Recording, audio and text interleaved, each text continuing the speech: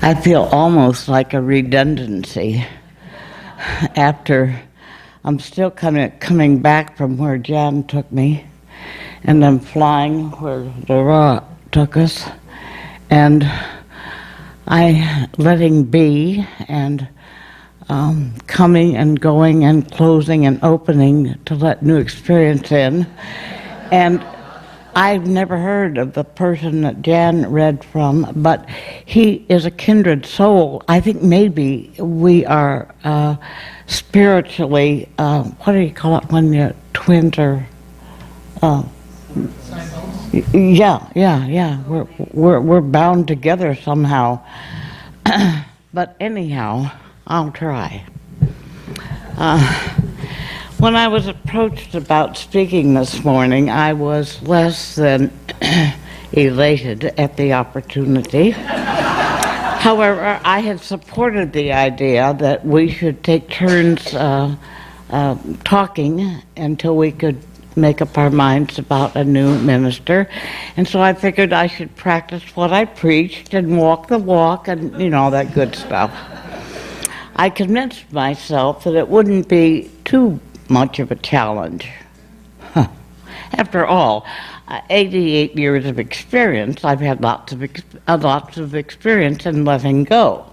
So it shouldn't require much of me to make this talk.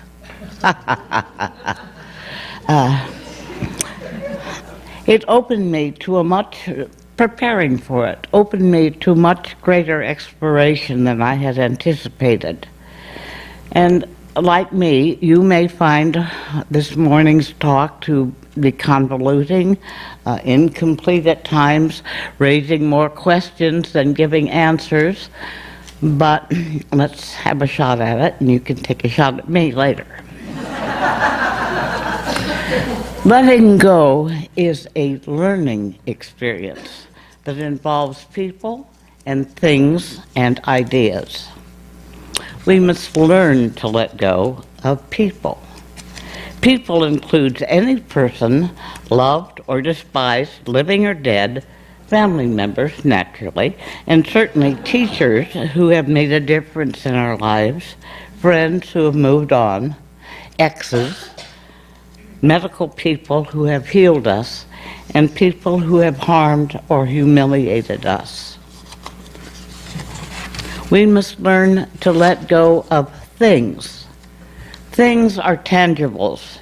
Grandmother's china, notebooks from our college courses, dresses or a tie that we bought a few years back, like in the 80s or so. Or a box of leftover sewing fabric that may be good for something someday. And sometimes that fourth set of pliers in the toolbox. On a recent trip coming back from Italy, I watched an in-flight movie, and unfortunately I can't remember the one-word title, but the opening scene dealt with letting go. It portrayed a woman standing with her insurance agent in the ruins of her burned-out home. The only thing left standing was a sole chimney stack. As she pokes through the ashes, tears in her eyes, she comes upon a baseball, an autographed baseball. And her elation with this discovery makes you think that maybe it's a souvenir from some, spectacular game or a outstanding team. But it turns out that it's just a ball from her son's Little League team. And you see her sadness, but also her resolution as she accepts her loss and replaces it with joy. Letting go of our beliefs, our creeds, our biases, our habits is no minor challenge. In many instances, it's taken years, perhaps a lifetime, to initiate, nurture, preen, expand, reinforce a belief. And habits and biases and ideas are really sneaky. Sometimes you have to play Sam Spade or some other detective just to identify one before you could even begin to learn to let it go. The Dalai Lama sagely observed, most of our troubles are due to our passionate desire and attachment to things that we misapprehend as enduring entities. That wasn't earful, let me try again. Most of our troubles are due to our passionate desire and attachment to things that we misapprehend as enduring entities. Well, no matter how hard we try to keep things as they are, we will, sooner or later, be confronted with the fact that life is moving on, and we need to either fish or cut bait. We must decide to hang on or let go. We let go in many ways. We can let go grudgingly, defiantly, sadly, in relief, with forgiveness, intellectually, emotionally, quickly, hesitantly, in stages, in bargaining, and in trade-offs. If one is letting go, that means they must be hanging on to something. It becomes necessary to ask to what and why. Some reasons that come to mind are that we need or think we need to control, to fix, to enable, to rescue, for comfort, or to feel safe. We're reluctant to let go because often we're fearful of change, the unknown. We're insecure. We've found change painful, or we have difficulty in being wrong. And so we hang on. Now, some folks think hanging on makes you strong, and sometimes it does. More often, it is in letting go that real strength is born. There may be times even when it takes more courage, more strength to know when to let go than actually to do it. We need to ask ourselves, might holding on to what seems to me in the now be the very reason I don't have something better? Might the very reason that prevents me from letting go be the very reason that I need to? What happens when your strength leaves you and you just let go? When there's nothing you or anyone else or anything else can do, no matter how desperate or dire the circumstances, no matter how hard you try, when you no longer have any pride or power, perhaps when you let go then, might you find an outcome, a great reward that was previously unimaginable? Is accepting the lack of control and finding the courage to accept, to let go, how you discover who you really are? How might letting go feel? Okay, close your eyes for a moment and make a fist. Clench your fist real tight and hold on. Note how your fingers feel, how your forearm feels. Keep on squeezing. How your upper arm feels, your chest, maybe even your jaws. Squeeze real hard. And now slowly, slowly release your fist. And note how your fingers feel, and how your forearm feels, and how your breath has changed.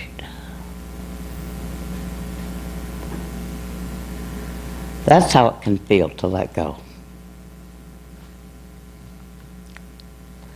Sometimes it's necessary to let things go for the simple reason that they're too heavy, they're too burdensome to continue to hang on. And if one can no longer hang on, what options are left? Well, you can give up or you can let go. I decided there was an important difference between giving up and letting go that depends on one's self-concept.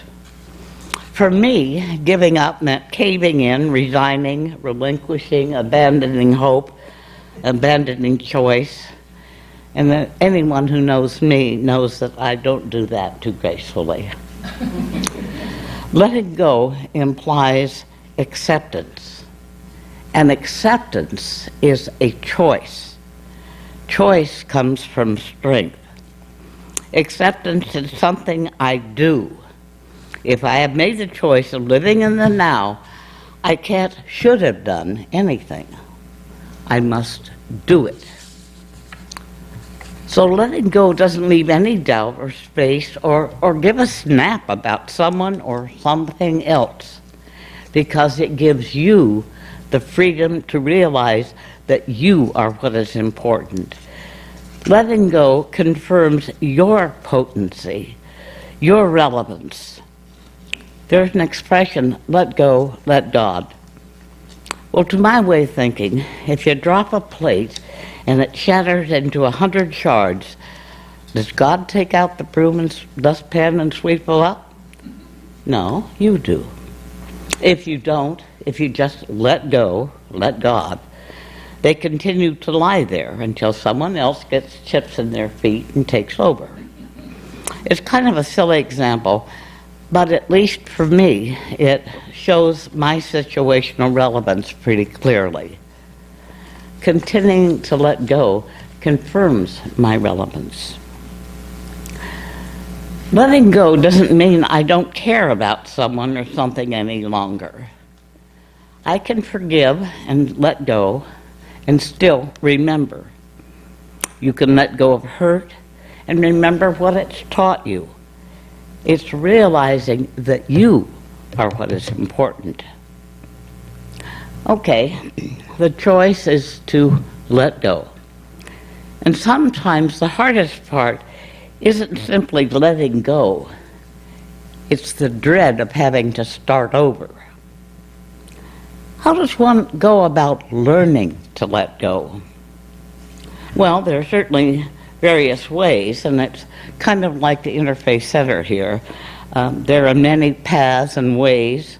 All of them are valid, and none is the absolutely right one. But here's a few ways I can give testament to.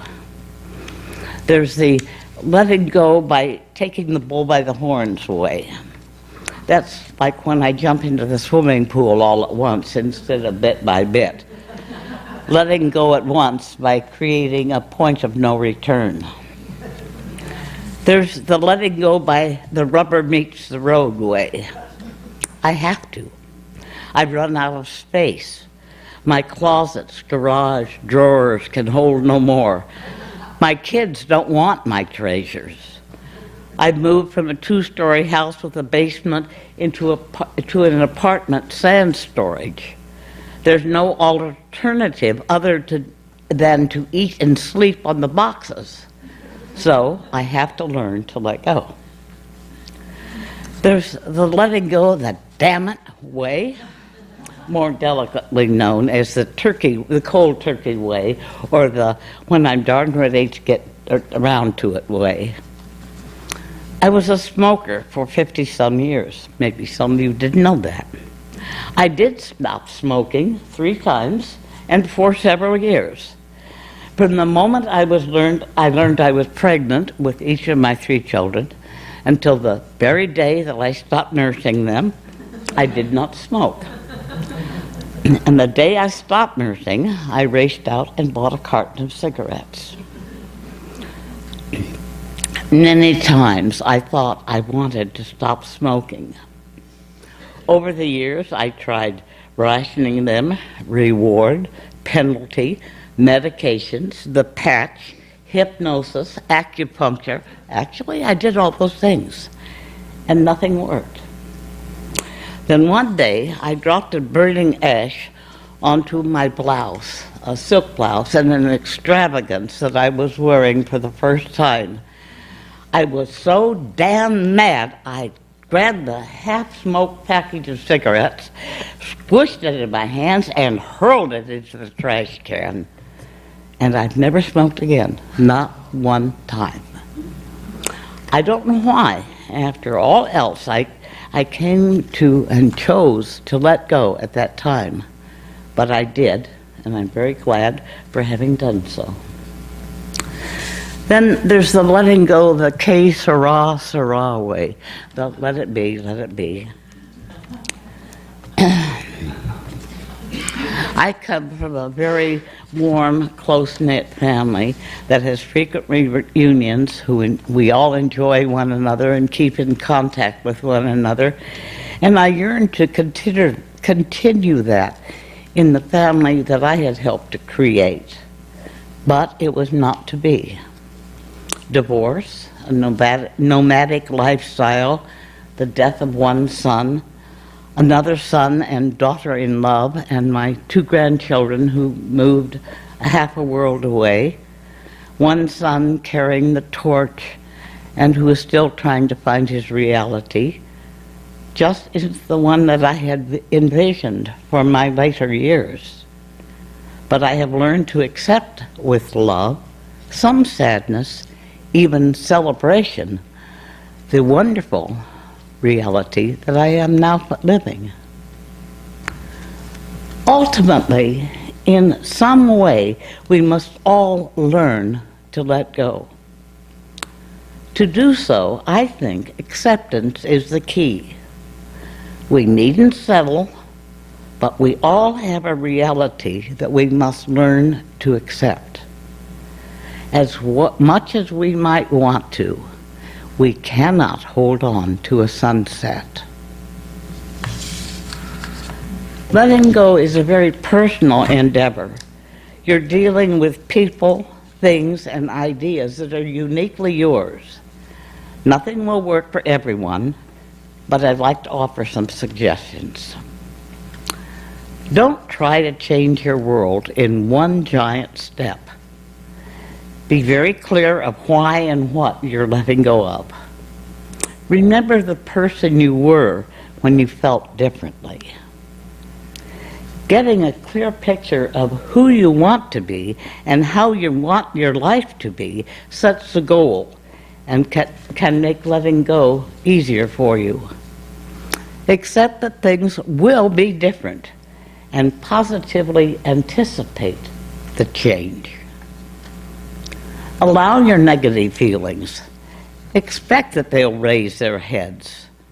After all, you're doing the difficult work of eradicating the entrenched existence of things that were retarding you in order to open up space for growth. Honor yourself for moving on. It's okay to be hurt or sad, but feel yourself change. You may have to set respectful boundaries. This is especially true when letting go of people who are interfering with you becoming your better self. Consider writing them a letter. You don't have to mail it, but just writing it will allow you to think back and release some of the pain, anger, shame that you've been dealing with in the process of letting go. You may make a mistake. Maybe in your determination to get rid of clutter, you irretrievably disposed of something. And maybe in your resolve to do better parenting, you goofed up and gave in rather than holding firm. But you're not stupid or wrong or bad. You're just human, and you'll have another chance to right it. Forget regret. You can't change the past, so stop wasting your time and energy wishing things could be the way they once were. Life happens in the present, and you can't retract a sneeze. Avoid what-ifs. They imprison you and restrict your growth. Forgive. Take time to remember the person or the event. See them as a whole. Look beyond a single incident. You may need to let go of your relationship with them, but there was a lesson for you in that relationship. And to forgive doesn't require you to forget it. Be realistic. Ask yourself if the tangible or emotional clutter in your life is sentimental. Where does the sentiment come from? Does it serve you? Consider the space allowances in your home, the space allowances in your mind, in your emotions, in your lifestyle, and ask if the things held on to are liberating. Now, those are a lot of suggestions, so let me offer a simplified process for letting go. Think of one thing you want to let go. Consider how doing so will change things for you. Plan what you will need to do to replace it. Determine what support you need. Reward yourself. And here's a place where it does demonstrate strength. Hang on. Hang on. Hang tight. Persist. Don't let go. In closing, I want to repeat a message in the poem Wild Grapes by Robert Frost that I read for you a few months back as a reading. As well as telling a story, Frost usually has several layers of messages in his poems. In Wild Grapes, he speaks of letting go. His penultimate message is given through the accounting of a young girl who has climbed into a tree to Peter Piper picked it back. A young girl who has climbed into a tree to pick wild grapes, which she lets go by throwing them at her brother. When it comes time for her to get down from the tree, she is fearful of letting go of the security of the branch, and she hangs on. Despite discomfort, pleas, taunts, teasing, dares, it's only when she accepts the help of her brother that she lets go. The message? Letting go can be eased with the help of a friend. Someone who can hear our tears, endure our raging, lend a hand, offer respite, a shoulder, or a cup of coffee. The ultimate message of the poem is given in its final lines, and I leave them with you. I had not taken the first step in knowledge. I had not learned to let go with the hands, as still I have not to with the heart, nor need that I can see. The mind is not the heart. I may yet live, as I know others live, to wish in vain to let go of cares at night, to sleep. But nothing tells me that I need learn to let go with the heart